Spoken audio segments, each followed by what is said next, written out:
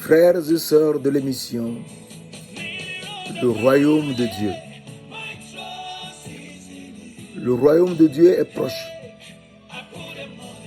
Il faudrait qu'on fasse tout pour être prêt pour ce royaume, afin d'y entrer. Le Seigneur de gloire, ce matin, nous enseigne que nous devons faire sa volonté. Et sa volonté, c'est son projet qu'il a formé pour nous. Dans Jérémie 29, versets 11 à 13, il nous dit: je connais les projets que j'ai formés sur vous. Projets de paix et non de malheur, afin de vous donner un avenir et de l'espérance. Vous m'invoquerez et vous partirez. Vous prierez et je vous exaucerai. Verset 13 enfin. Vous me chercherez et vous me trouverez, si vous me cherchez de tout votre cœur. Il faudrait qu'on cherche le Seigneur de tout notre cœur. Si on ne le cherche pas, on ne peut jamais le trouver. Le Seigneur nous dit de le chercher de tout notre cœur et de le trouver. Et donc, nous devons tout faire pour le chercher. Et où le chercher? On ne peut chercher Dieu qu'à travers sa propre parole, puisqu'elle lui-même la parole. Jean 1, verset 1 nous dit: au commencement était la parole. Et la parole était avec Dieu. Et la parole était Dieu. Donc Dieu, la parole était avant même le commencement. C'est la parole qui a créé le commencement. C'est très important de le savoir. Et si la parole a créé le commencement, il faudrait qu'on sache que sans la parole, nous ne pouvons rien faire sur cette terre. Et donc nous pouvons chercher le Seigneur qu'à travers sa parole. Alors, il nous le montre dans Genèse 1, verset 1. Le Seigneur nous dit: au commencement, Dieu créa les cieux et la terre. Et là, nous comprenons que au commencement, Dieu créa les cieux. Comment a-t-il créé les cieux? Psaume 33, verset 6 nous dit: les cieux ont été faits par la parole de l'Éternel. Cela veut donc dire que la terre aussi a été faite par la parole de l'Éternel. Et donc la parole est venue jusqu'à nous sur la terre. Et la parole est venue pour nous sauver. La parole est venue pour nous sauver afin que nous sachions que sans elle, nous sommes perdus. Alors, Jean 1, verset 14 nous dit: et la parole a été faite chair. Et elle a habité parmi nous, pleine de grâce et de vérité. Et nous avons contemplé sa gloire. Une gloire comme la gloire du Fils unique venu du Père. Donc la parole est venue jusqu'à nous, sur cette terre, pour que nous ayons la grâce et la vérité, et que nous soyons de véritables reines pour notre roi. Et à ce niveau, il faudrait faire très attention. Car la parole de Dieu nous dit, dans Matthieu 19, verset 4 à 5, Jésus répondit. Si Jésus répondit, il faudrait le suivre. Jésus répondit, n'avez-vous pas lu que le Créateur, au commencement, fit l'homme et la femme? Verset 5. Et qu'il dit, c'est pourquoi l'homme quittera son père et sa mère et s'attachera à sa femme, et les deux deviendront une seule chair. Donc, au commencement, au moment où Dieu n'avait rien fait, ni la terre, ni les cieux, au moment où il n'y avait rien, la pensée de Dieu, le projet de Dieu, c'est d'avoir une femme pour l'homme qu'il est. Mes frères, mes sœurs, il faut qu'on connaisse c'est Dieu qui a créé les cieux et la terre. Ce qu'il veut, c'est ce que nous devons suivre. Il ne faudrait pas faire autre chose. Alors, il nous dit très simplement, dans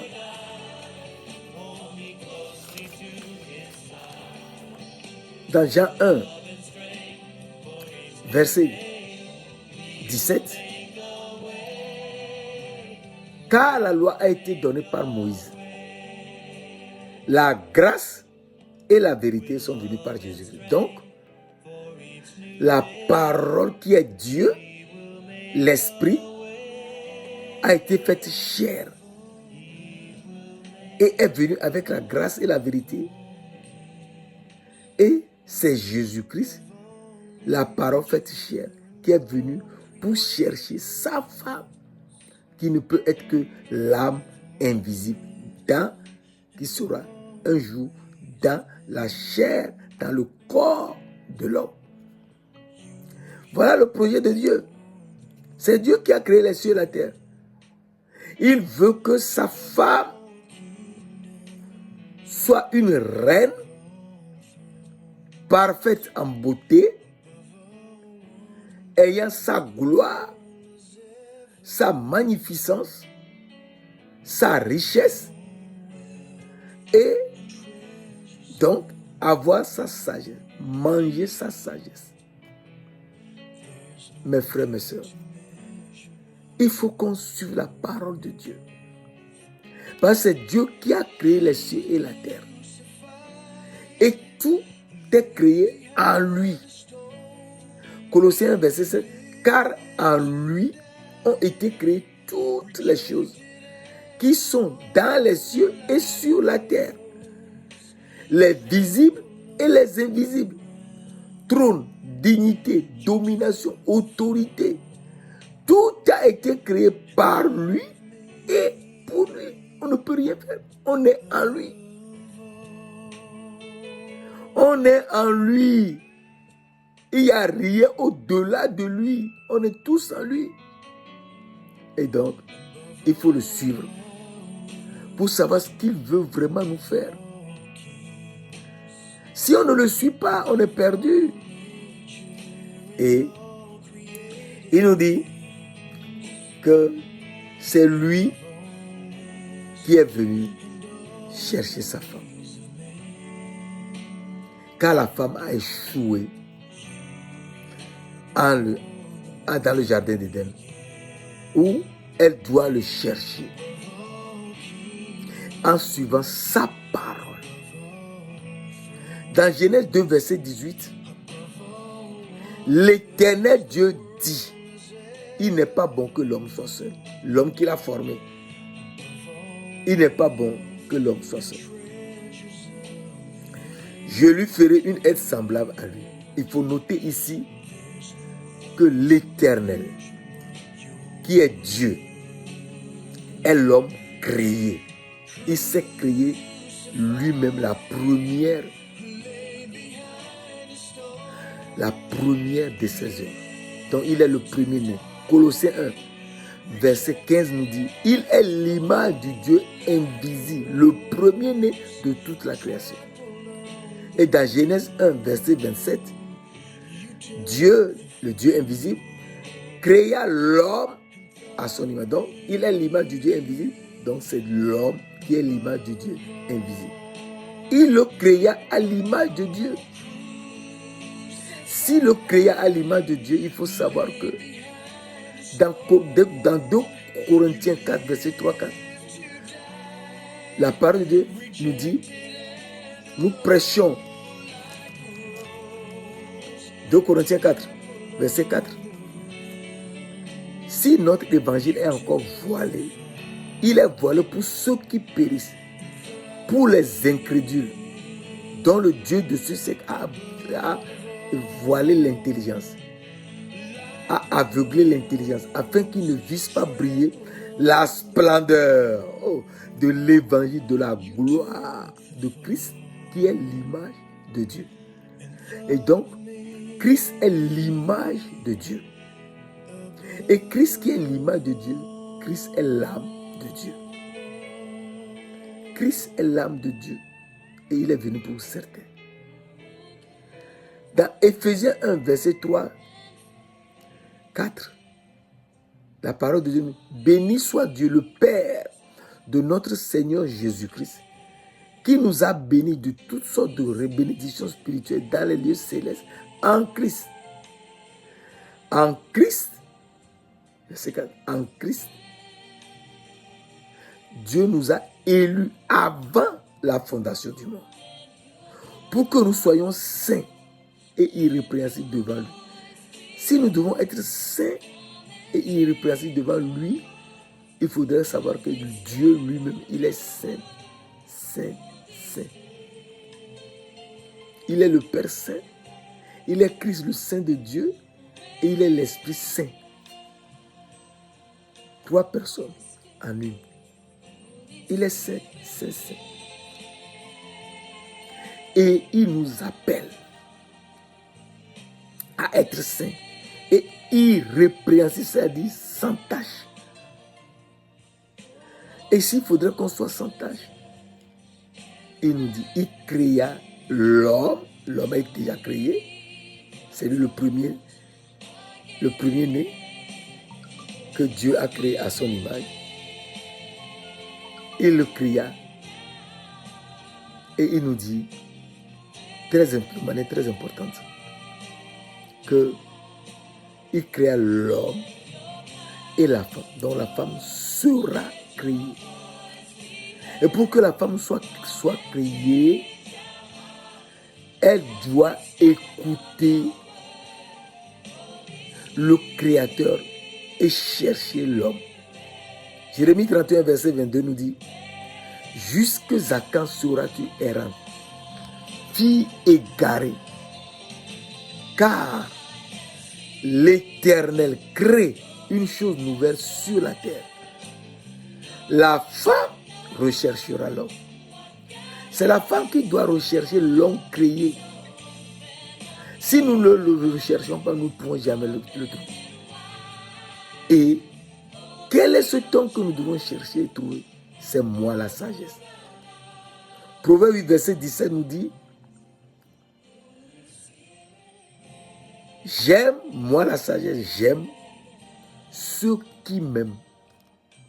Et ceux qui me cherchent me trouvent.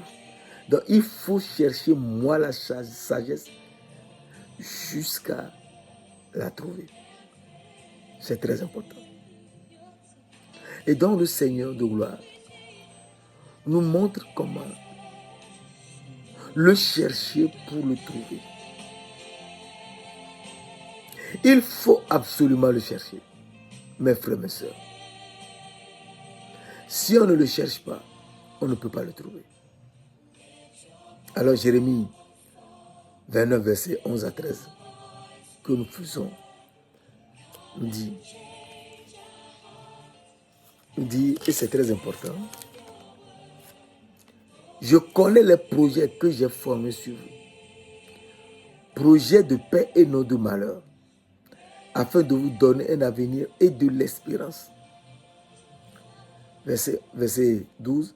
Vous m'invoquerez et vous partirez. Vous me prierez et je vous exaucerai. Verset 13. Vous me chercherez et vous me trouverez. Si vous me cherchez de tout votre cœur. Il faudrait donc chercher le Seigneur de tout notre cœur. Si on ne le cherche pas de tout notre cœur, on ne peut jamais le trouver. Et donc, il veut qu'on le cherche pour le trouver. Le Dieu de gloire, il veut qu'on le cherche et qu'on le trouve. Et donc, ce Dieu de gloire qui veut qu'on le cherche et qu'on le trouve, c'est moi, la sagesse. Proverbe 3, verset 13 nous dit, heureux l'homme qui a trouvé la sagesse et l'homme qui possède l'intelligence. Et dans le verset 18, la parole de Dieu nous dit, la sagesse est un arbre de vie pour ceux qui la saisissent. Et ceux qui la possèdent sont heureux. Donc, la sagesse, en réalité, est l'arbre de vie. Et l'arbre de vie, c'est ce que nous devons chercher dans le jardin d'Éden. Mes frères, mes sœurs, la sagesse est l'arbre de la vie qui est au milieu du jardin que nous devons chercher. Genèse 2, verset 9 nous dit, l'Éternel Dieu fit pousser des arbres de toute espèce, agréables à voir et bons à manger. Et l'arbre de la vie au milieu du jardin. Et l'arbre de la connaissance du bien et du mal. Et donc, il nous a déjà interdit dans Genèse 2, verset 16-17, l'Éternel Dieu ordonnant, tu peux manger de tous les arbres du jardin. Mais tu ne mangeras pas l'arbre de la connaissance du bien et du mal, car le jour où tu en mangeras, tu mourras. Donc le Seigneur Dieu nous a prévenus de ne jamais manger l'arbre de la connaissance du bien et du mal, de peur de mourir. Et la femme, dans le jardin d'Éden, ne doit écouter que celui qui l'a formé. Parce que Genèse 2, verset 7 nous dit, l'Éternel Dieu forma l'homme de la poussière de la terre. Et maintenant, dans Genèse 2, verset 22, l'Éternel Dieu, verset 21, fit tomber l'homme dans un profond sommeil. Il prit une de ses côtes et referma la chair à sa place. Donc, tout homme a l'entrejambe fermée. Et donc, c'est là que le Seigneur l'a coupé, a mis la main à l'intérieur de lui et a pris une côte. Dans cette côte, le Seigneur a caché quelque chose. Le Seigneur a caché la femme qui doit être son épouse. Il a caché dans l'homme qu'il a formé. Lui-même, il est l'homme créé que la femme doit rechercher. Et la femme, maintenant, il la cache dans un homme qu'il a formé de la poussière de la terre. Et verset 22, Genèse 2, verset 22, l'Éternel Dieu forma une femme de la côte qu'il avait prise de l'homme et il l'amena vers l'homme. Verset 23, pardon. Et l'homme dit, cette femme c'est l'os de mes os et la chair de ma chair. On l'appellera femme parce qu'elle a été prise de l'homme. Mais il n'avait rien vu au moment où le Seigneur Dieu prenait la côte à l'intérieur de son corps. Et donc nous devons savoir que ce n'est que Dieu que nous devons écouter. Nous ne devons pas écouter l'homme formé ni un serpent. Mais la femme qui est l'âme invisible, Dieu veut qu'elle le connaisse pour avoir son intelligence et marcher jusqu'à trouver l'arbre de la vie au milieu du jardin. Au milieu du jardin. Et la femme doit faire l'effort de marcher jusqu'à trouver l'arbre de la vie qui est la sagesse de Dieu au milieu du jardin. Or, le jardin de Dieu est séparé par 4 grands fleuves. Le premier fleuve s'appelle Pichon. C'est celui qui entoure tout le pays de Havila. Là où se trouve l'or. L'or de ce pays est pur. On y trouve aussi le bédélium et la pierre d'onyx. Le deuxième fleuve est le fleuve Guillon. C'est celui qui entoure tout le pays de Couche. Genèse 2, versets 10 à 13 que je viens de lire. Et Genèse 2, verset 14. Le troisième fleuve est Hiddekel. Et donc, avant Hiddekel, on trouve l'arbre de la vie au milieu du jardin. Puisque après Hiddekel, il y a l'Euphrate. Et chaque fleuve est séparé par un jour. Il faut un jour pour pouvoir faire chaque fleuve. Et un jour devant Dieu est comme 1000 ans ici. 2 Pierre 3, verset 8. Car 1000 ans sont à tes yeux comme un jour. Et un jour comme 1000 ans. Et donc, la femme doit tout faire pour ne pas écouter qui que ce soit. C'est le Seigneur qu'on doit écouter. Il est le bien-aimé qu'il faut écouter. Il est l'élu qu'on doit écouter. Il est le prophète à écouter. Mes frères, mes sœurs, Jésus-Christ est le Fils bien-aimé à écouter. Il faut le savoir. Ça se trouve dans Matthieu 17, verset 5. Et il est le Fils élu qu'il faut écouter. Luc 9, verset 35. Et il est le prophète à écouter. Deutéronome 18, verset 15. Et donc, ce n'est que lui que nous devons écouter. On ne doit jamais écouter un serpent ou un homme formé. Mais la femme, ayant vu la beauté parfaite, ayant vu la beauté du diable, Satan, qui est le chérubin, créé, le chérubin aux ailes déployées, qui est l'oiseau ailé, de Genèse 1, verset 21 à 23. En fait, on parle de Satan, du serpent. Il faut faire l'effort pour chercher qui est ce serpent qui a trompé la femme. Ce serpent qui a trompé la femme, c'est l'oiseau ailé de Genèse 1, verset. C'est Dieu qui l'a créé le 5e jour, à l'aube du 5e jour. Et ce serpent a trompé la femme, a parlé à la femme, et la femme l'a écouté. La femme ne doit écouter que le Seigneur Dieu, qui est le prophète à écouter, qui est l'élu à écouter, qui est le bien-aimé à écouter, afin d'être élu et bien-aimé de Dieu. Sinon, si la femme ne l'écoute pas, elle ne peut jamais être élue.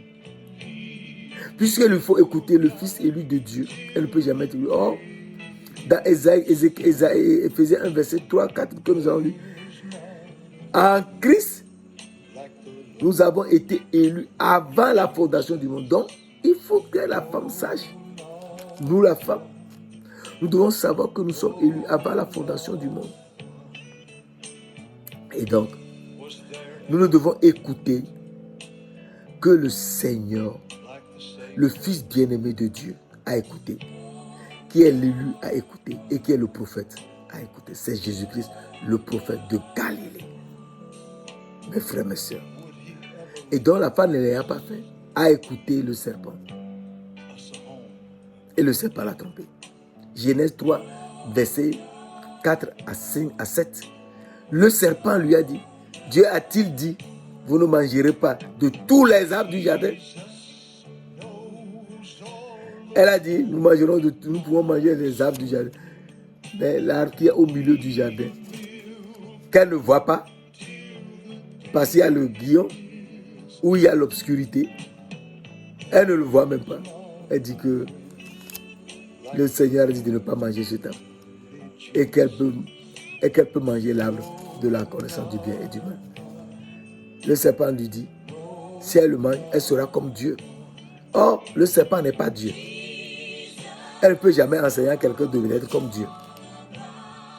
Il n'est en vérité qu'on l'appelle le prince de Tyr. Ézéchiel 28, verset 2. C'est lui le prince de Tyr, mais qui se fait passer pour le roi de Tyr. Se fait passer pour le roi. Et il a trompé la femme. Et la femme a mangé. Et elle a perdu ses yeux. Elle ne voit plus. Elle était devenue aveugle. Elle était devenue aveugle. Et les habits qu'elle portait étaient perdus. Elle était nue. Dans l'âme aujourd'hui, nous avons tous les yeux aveugles et nous sommes nus. Le Seigneur ne nous a pas laissés. Il est venu et pour venir nous sauver. Genèse 3, verset 15. Il dit, l'Éternel Dieu dit, je mettrai une inimitié entre toi et la femme, entre toi le serpent et la femme, entre ta postérité et sa postérité. Donc, la postérité de la femme, c'est la femme aura des enfants. Et donc, Dieu a permis que l'homme formé et la femme fassent des enfants. Et on fait des enfants jusqu'à ce que Jésus même vienne sur cette terre en tant qu'un fils, en tant qu'un enfant. Un enfant nous est né, un fils nous est donné. Et la domination reposera sur son épaule. On l'appellera admirable, conseiller, Dieu puissant, Père éternel. Le Père éternel va venir sur cette terre. Prince de la paix, il se fait appeler un prince de la paix, alors que c'est lui le roi de paix, le roi de Salem, le roi de Salem, le roi de justice, qui est l'Éternel des armées, le victorieux, est venu sur cette terre. Il se fait appeler prince de la paix. Et il veut nous faire quelque chose. Il écrasera la tête du serpent. Et le serpent lui mordra les pieds. Et il s'est laissé. Après avoir écrasé la tête du serpent, il est écrit.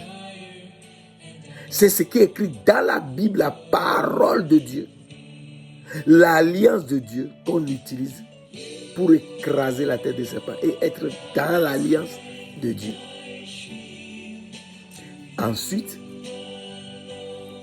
le serpent, la postérité du serpent, lui mordra les pieds. Et Dieu mordra les pieds. Jésus a été crucifié. Le serpent lui a mordu les pieds. Il a été crucifié. On lui a percé les pieds. Et donc là, nous comprenons que Jésus étant crucifié, c'est lui le Seigneur de gloire qui a été crucifié. Et il a versé son sang. Lui, moi la sagesse, qu'on a percé, a versé son sang et de l'eau. Et ce sang, avec ce sang, il fait l'expiation de nos péchés. L'expiation de nos péchés. Et après l'expiation, il nous donne le recouvrement de la vie. Et il nous donne maintenant des habits, des vêtements blancs comme la lumière, dont nous brillons comme la lumière. Le serpent ne peut plus nous voir. Ah, Saint-Esprit, Esprit du Dieu vivant, Esprit de gloire, nous te louons, nous te bénissons de tous ces enseignements. Permets-nous de comprendre ta volonté sur cette terre, ta volonté en nous créant, en nous formant d'abord et ensuite en nous créant des femmes, l'âme invisible sur cette terre, afin que nous soyons ton épouse, la reine, qui aura la gloire, la beauté parfaite, la gloire et ta magnificence, afin que nous dominions le serpent qui nous a trompés. Merci de l'avoir fait au nom précieux de notre Seigneur Jésus-Christ de Nazareth. Amen. Amen.